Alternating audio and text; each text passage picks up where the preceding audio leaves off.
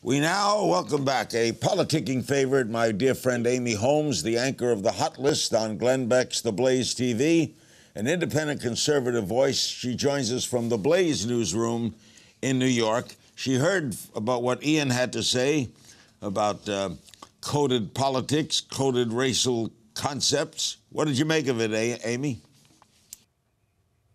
Well, Larry, I would tell you that the professor's theories are hogwash, but I'm afraid that might be considered coded. You know, I was listening to what he had to say. It's no surprise he's from Berkeley. And basically, it's a gigantic smear of the Republican Party and voters who elect Republican politicians. And it's a way to basically make any criticism of President Obama, the Democratic Party, or liberal politics, make it out of bounds and off limits because you are, by definition, racist if you're not to the left. You don't think there's coded things in messages like take back our country or welfare queens? You don't think that's coded?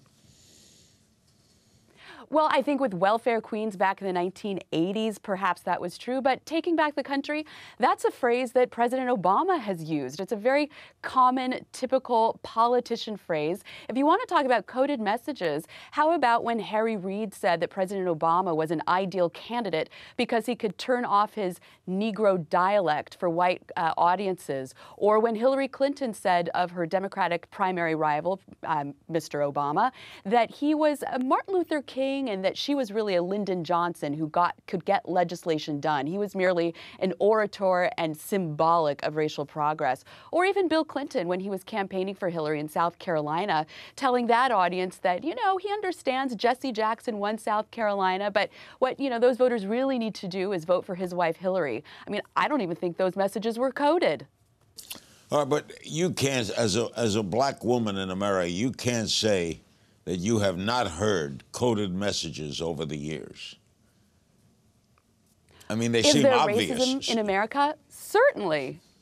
I mean, is there racism in America? Certainly. And do politicians appeal that I object to? Politicians appeal to that racism. Should they do?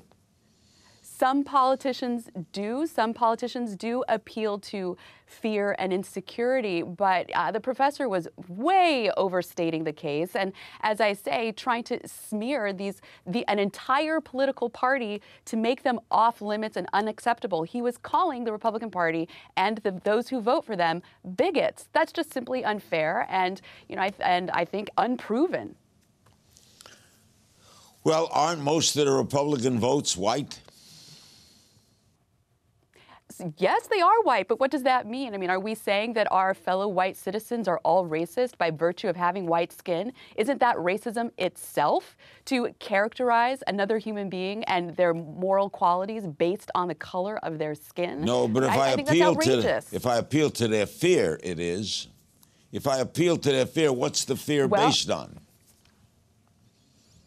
Well, the fear, for example, of illegal immigration crowding out jobs for low-income Americans, that's a fear, and I think a reasonable one. For example, when it comes to Obamacare, I don't know if you know this, but employers are not required to provide Obamacare for legal immigrants. What that means then is that employers are incentivized to hire legal immigrants over American citizens. That is real. It is an unintended consequence. It wasn't on purpose, but in fact it is playing out. So people who are not working, you know, that I think their fear is real and reasonable. You know, let's look at the unemployment number, 5.6%. Even the chairman and CEO of Gallup just wrote an essay saying that that number is a big lie. 30 million Americans have dropped out of the workforce because they've just given up looking for work. Appealing to that insecurity, I think, is reasonable. It has nothing to do with being racist. Okay, a couple of other areas. What's your reaction to the firestorm, Chris Christie, Senator Rand Paul, talking about vaccinations? You know, I don't quite understand it. I read Chris Christie's remarks, and he said that he vaccinated his own 4 children. He thinks that it's important to do as a public health, issue, but that parents should have some choice.